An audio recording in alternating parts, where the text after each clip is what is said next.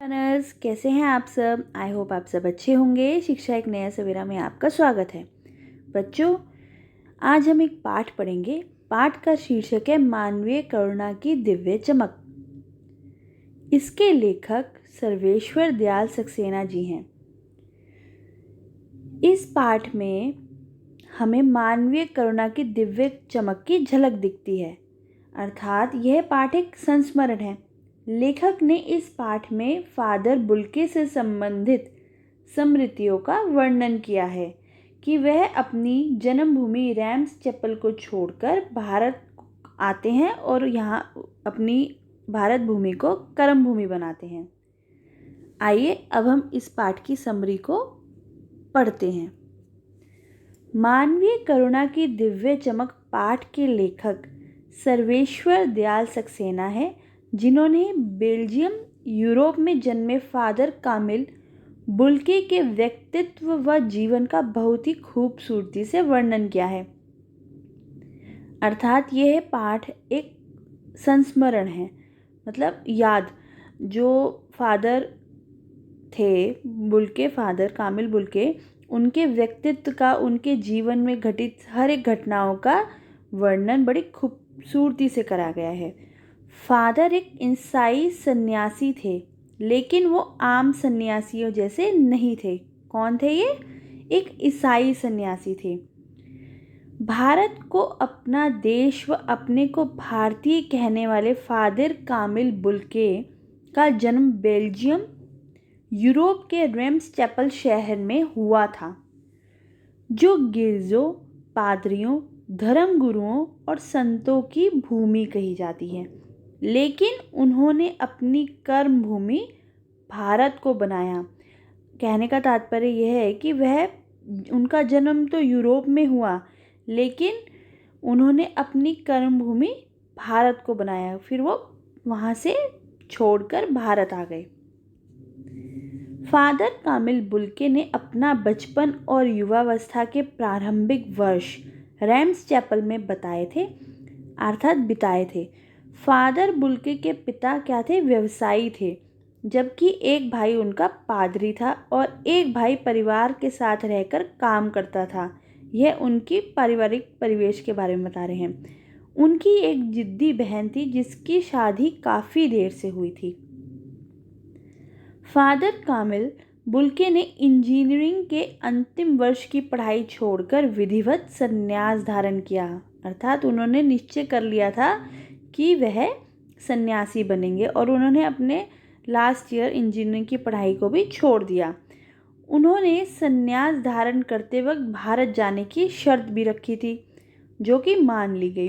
दरअसल फादर भारत व भारतीय संस्कृति से बहुत अधिक प्रभावित थे, इसलिए उन्होंने पादरी बनते वक्त यह शर्त रखी थी कि अब उन्हें जो भी आगे काम करेंगे, कर्म करेंगे, वे भारत में आकर ही करेंगे।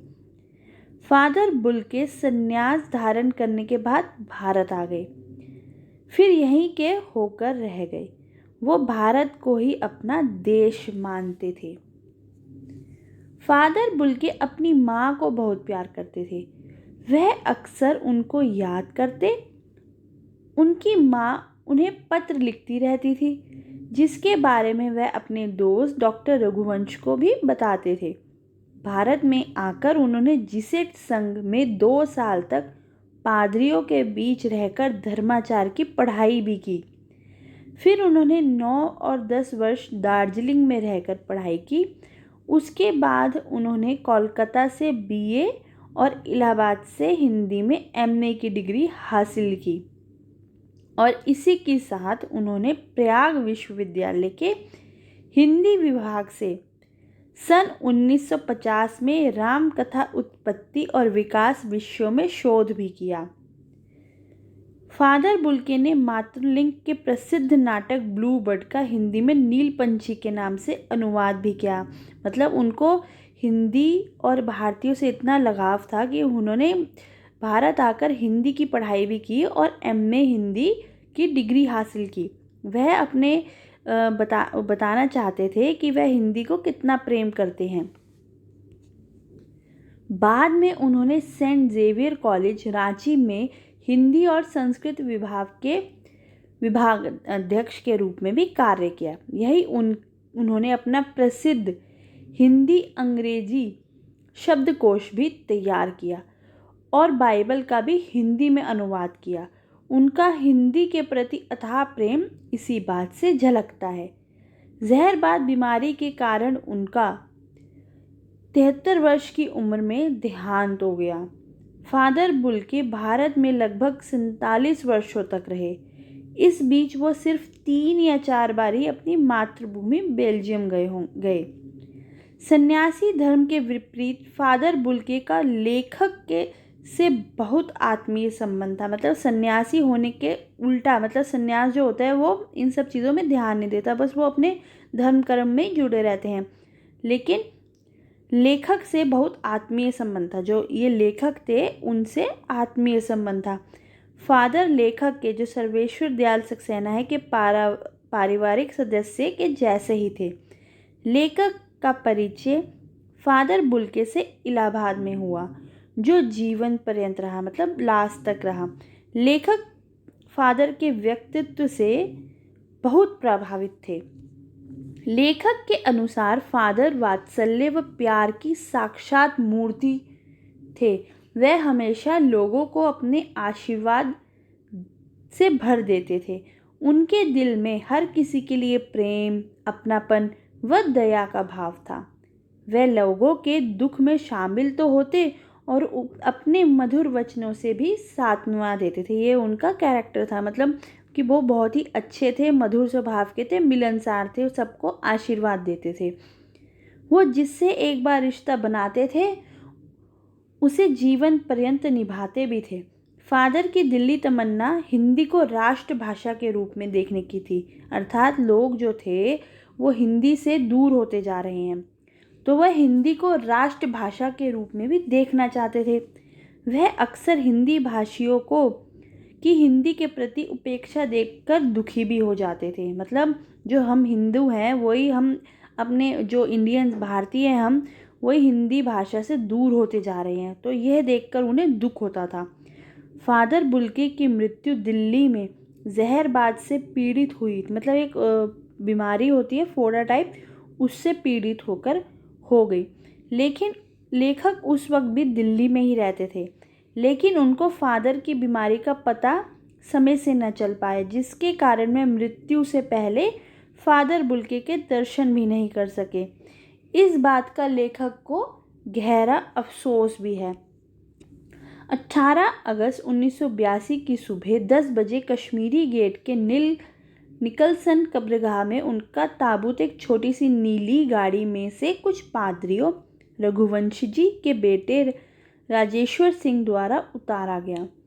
फिर उस ताबूत को पेड़ों की घनी छांव वाली सड़क से कब्र तक ले जाया गया। उसके बाद फादर बुल्के के मृत शरीर को कब्र में उतारा गया। रांची के फादर पास्कल तोयना ने मसीही विधि से उनका अंतिम संस्कार किया और सबने नम आंखों से फादर बुल्के को अपनी श्रद्धांजलि अर्पित की।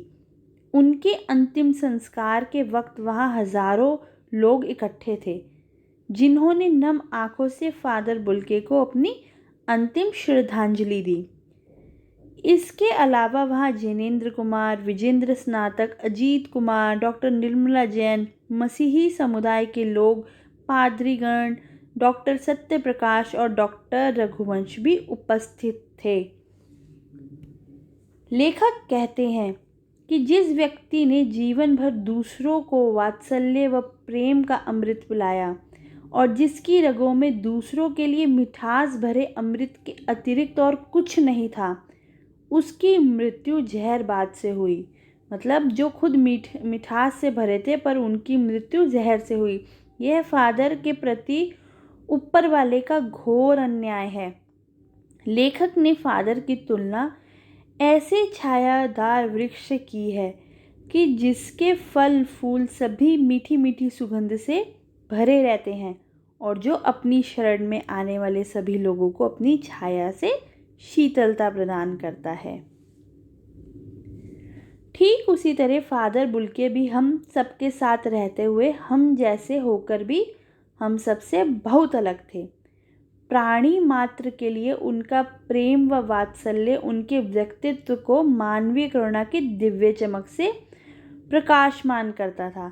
लेखक के लिए उनकी स्मृति किसी यज्ञ की पवित्र अग्नि की आँच की तरह है, जिसकी तपन वो हमेशा महसूस करते रहेंगे।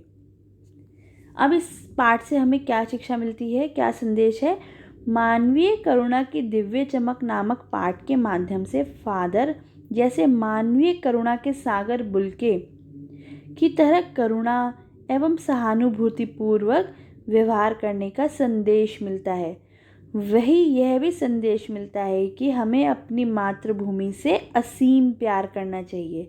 इसके अलावा हम भारतीय वासियों को विदेश में बसने का लोभ त्याग कर अपने देश की सेवा करनी चाहिए। हमें हिंदी और भारत दोनों का ही भरपूर आदर करने का संदेश भी मिलता है।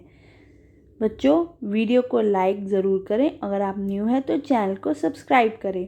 आई होप आपको इस पाठ की समरी समझ में आई होगी। अगर वीडियो पसंद आई है तो ज़रूर लाइक करें। Thank you and have a nice day.